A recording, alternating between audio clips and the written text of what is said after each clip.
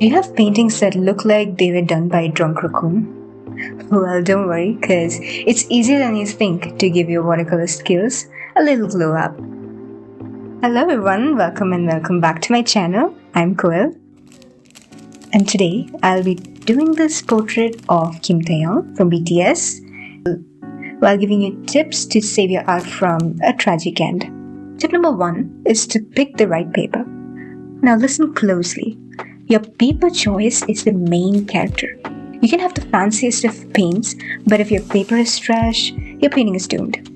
100% cotton paper is ideal, and it's better if it's acid-free, or it's probably going to turn yellow and crispy over time. I personally like to use this one with 25% cotton because it gives me very sharp and clean edges. I like to have the little edges that you can see here, to be really visible.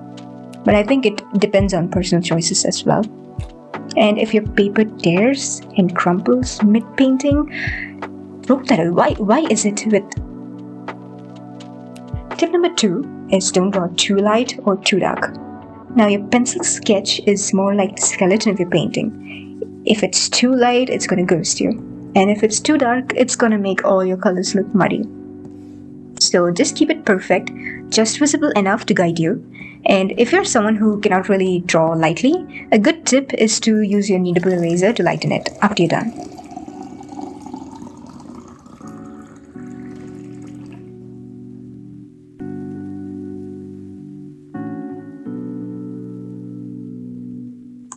Tip number 3 is to choose the right brush.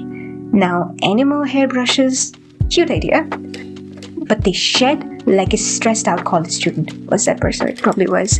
Synthetic brushes are the goat, okay? Pun intended. They stay in one piece and they do not betray you mid-stroke, especially that annoying hair that is in the middle of your painting once you're doing something.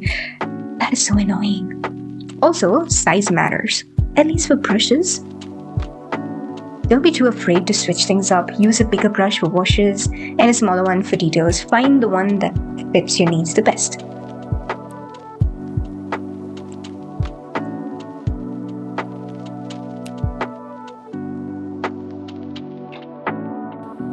The next tip would be about palette.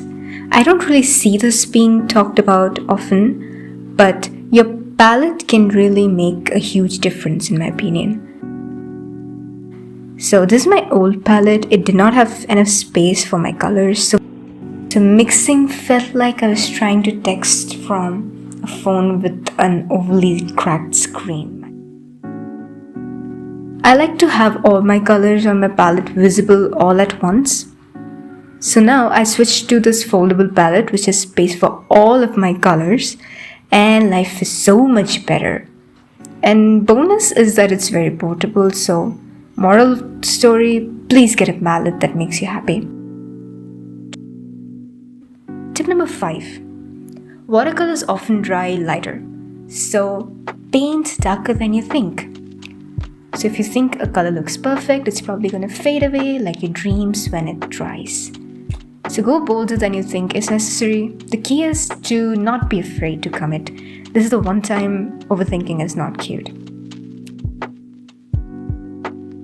Tip number 6 is to mix more paint than you need. Imagine this, you're painting and you run out of the perfect skin tone. You're trying to remix it and now it's too cold or too warm or just too weird. And boom, it's a chaos. So you're better off sparing yourself the heartbreak. Mix more paint than you think you need. It's almost like meal prepping for your masterpiece.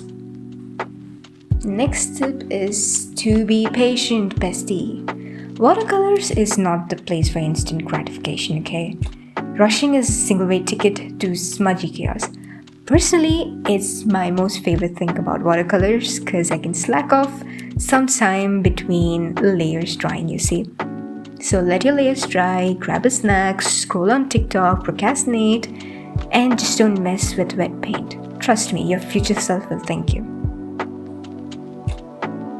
Now this does not apply when you do something with the wet on wet technique.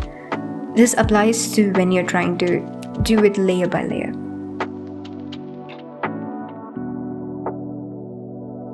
Tip number 8. don't be afraid to mix mediums. Do you feel like using another medium is cheating? Let me tell you that it's not. You need to understand that not everything can be done with watercolors.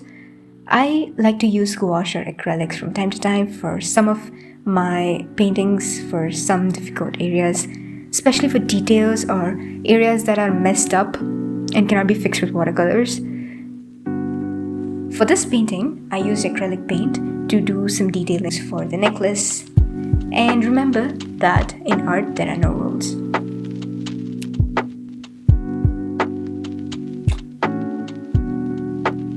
Thank you so much for watching this video until the very end. I hope these tips were helpful, and I'll see you next time. Don't forget to subscribe and like this video. Until then, bye-bye.